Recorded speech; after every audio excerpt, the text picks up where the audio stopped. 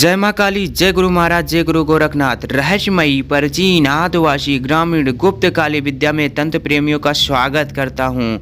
आज हम आप सभी लोगों के बीच में बहुत ही प्राचीन, बहुत ही गुप्त, बहुत ही रहस्यमयी प्रयोग और विधि बताऊंगा, जिससे आप किसी भी व्यक्ति की आत्मा को जागृत कर सकते हैं एवं लाश को जगा सकते हैं। यह बहुत ही गुप्त, बहुत ही प्राचीन, बहुत ही दुर्लभ प्रयोग है जो मेरे बाबा जी से मुझे प्राप्त हुआ है, बहुत कठिनाई से, बहुत ही परिश्रम से। और बाबा जी को किस कठिनाई से उनको प्राप्त हुआ था और उस घटना के बारे में बताऊंगा, जो आज आप सभी लोगों के बीच में एक बहुत ही गुप्त, बहुत ही प्राचीन विद्या है ये, जो आप सभी लोगों को कहीं नहीं मिलेगी। केवल आदिवासियों के लोगों के पास ये विधि और ये विद्या आप सभी लोगों को प्राप्त हो सकती है। आज हम उसी विद्या के बारे में आप सभी लोगों को जिक्र करूंगा, साथ ही साथ बताऊंगा। आज हम सबसे पहले आप सभी लोगों को बता दूं उस घटना के बारे में कि बाबा जी को ये शक्ति और ये विद्या किस प्रकार से, किस माध्यम से प्राप्त हुई थी। उस घटना के बारे में बताऊंगा, क्योंकि ये बहुत ही प्राचीन, बहुत ही दुर्लभ, बहुत ही गुप्त प्रयोग है जो आप सभी लोगों के पास ये कहीं भी उपलब्ध नहीं हो पाएगा। केवल आदिवासियों के पास ये प्रयोग मिलेगा, जो बहुत ही गुप्त प्रयोग है। आज के समय में किसी को कोई भी प्रयोग बताना नहीं चाहता है। तरह तरह के लोग भटक रहे हैं, इधर उधर से लोग भटका रहे हैं। काफ़ी लोग इधर उधर पाखंड कम कर रहे हैं पैसे के लिए।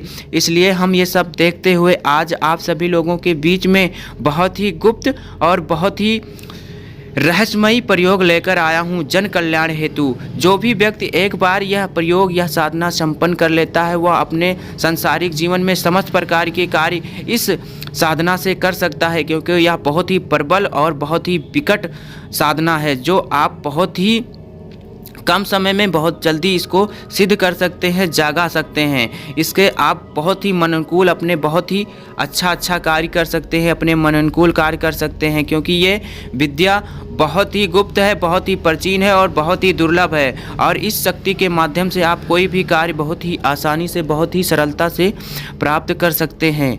सबसे पहले आज हम आप सभी लोगों को बता दूं बाबा जी को ये विधि किस प्रकार प्राप्त हुई थी और उस घटना के बारे में। बात उस समय की है, एक लकड़हारा था और उसके एक लड़का था और एक साहूकार की लड़की थी। दोनों साहूकार की लड़की और लकड़हारा की लड़के से दोनों में आपस में प्रेम हो गया। एक दूसरे के लिए दोनों अपनी जान न्यौछावर करते थे।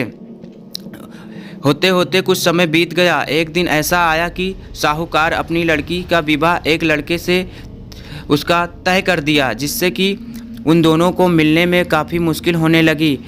एक बार किसी माध्यम से इधर उधर करके वो लड़की किसी तरह उस लड़के से मिली। लड़का बहुत परेशान रहता था, वह किसी भी तरह से उस लड़की से मिलने के लिए व्याकुल था।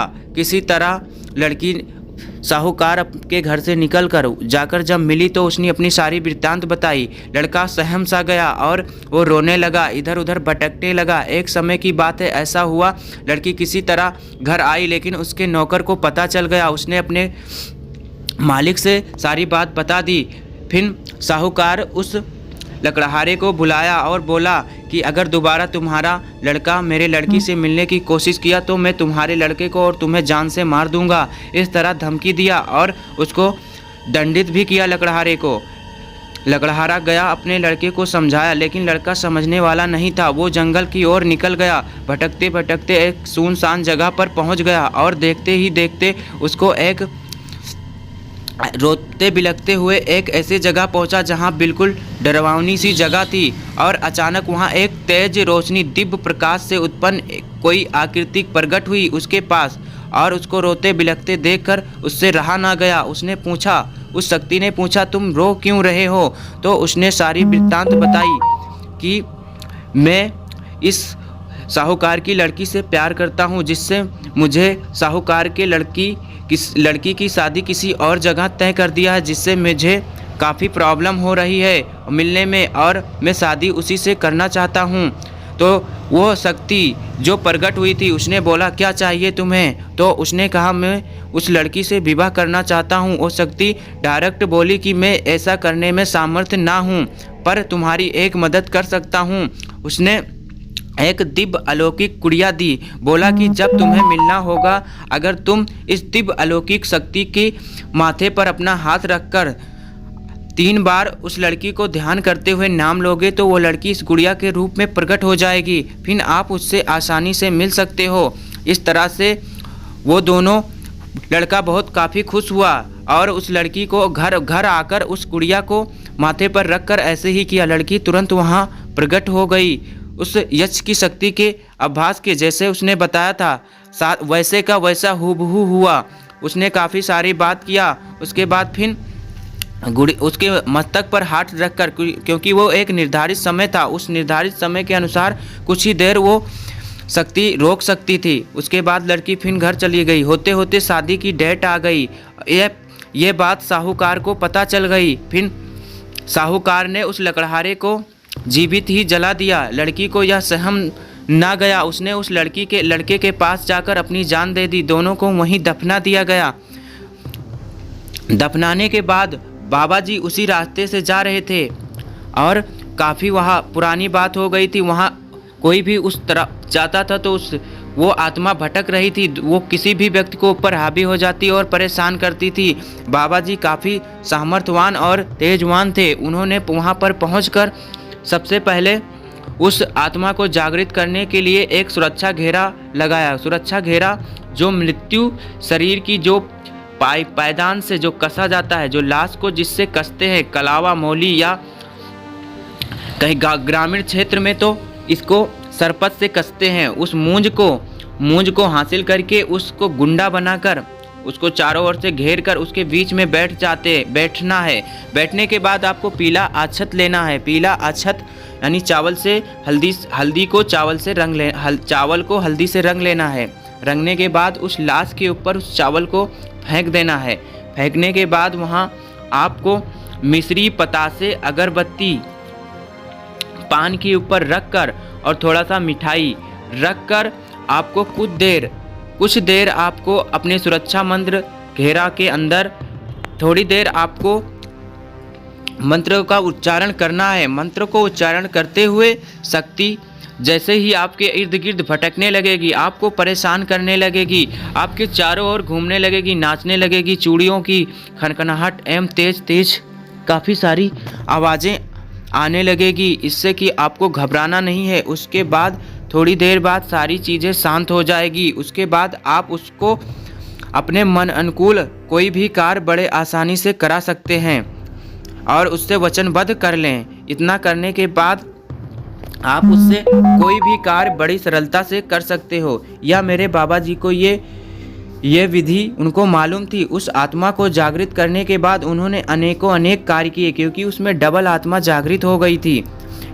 वो लड़की लड़का का जो एक प्रेम स्नेह जो उसके करने के बाद वो किसी भी जोड़ों को मिला देते थे, किसी का भी मन अनुकूल कार्य करा सकते थे, किसी की शादी में अड़चन या किसी बाधा, प्रेम विवाह या किसी भी प्रकार का कोई भी अड़चन हो उसको संपन्न करा देते थे। उसके शक्ति के माध्यम से वो अनेक कार्य किए, जो बहुत ही दुर्लभ साधना है, बहुत ही प्राचीन है, बहुत ही गुप्त है, जो आप सभी लोगों को ये कहीं भी मिलेगी नहीं। ये बहुत ही सरल साधना है, लेकिन इसमें आपको सावधानी थोड़ा बरतना है, क्योंकि इसमें बहुत ध्यान देने वाली बात है। अगर इसमें थोड़ा सी भी चूक हो गई तो आप मेंटली डिस्टर्ब हो सकते हैं, आपका दिमागी संतुलन बिगड़ सकता है। इसलिए ये साधना सोच विचार कर ही करनी चाहिए। इसलिए जो भी व्यक्ति इस साधना को करने के आतुर होंगे उन्हीं को ये मंत्र मैं प्रदान करूंगा, क्योंकि इसमें जान और हान एवं मेंटली डिस्टर्ब होने का रिस्क है। इसलिए मैं ये मंत्र उन्हीं लोगों को प्रदान करूंगा जो लोग करना चाहते हैं, क्योंकि यह एक शमशानिक क्रिया है। क्योंकि इसमें आप सबको सबसे पहले किसी यौवन मतलब युवती या युवक हो, अगर दोनों का मिल जाता है तो आप जीवन में ऐसा कार्य कर सकते हैं जो आप सोच भी नहीं सकते। आप पूरे अपने एरिया में प्रसिद्ध हो जाएंगे, अपने ज़िले में प्रसिद्ध हो जाएंगे, दूर दूर तक आपका चर्चा हो जाएगा अगर आप किसी जोड़े की लाश को जागृत कर लेते हैं तो। अन्यथा अगर आपको ऐसा नहीं मिलता है फिर भी आप एक युवक या युवती का भी जागृत कर सकते हैं। इसमें आप बहुत आसानी से कर सकते हैं। इसमें आपको सबसे पहले ध्यान देनी है, आप 25 वर्ष की नीचे की आयु, 18 से 25 के बीच में या 26, 27, 30 तक आपको चलेगा। अगर किसी युवक या युवती की आकस्मिक मृत्यु हो जाती है तो सबसे पहले आप उस स्थान पर जाएं। ध्यान रखें कि आपको मृत्यु के 9 दिन ही पहले ये जागृत करना है, अन्यथा ये जागरण बहुत ही पावरफुल बन जाएगा, आप इसको करने में कठिनाई होगी।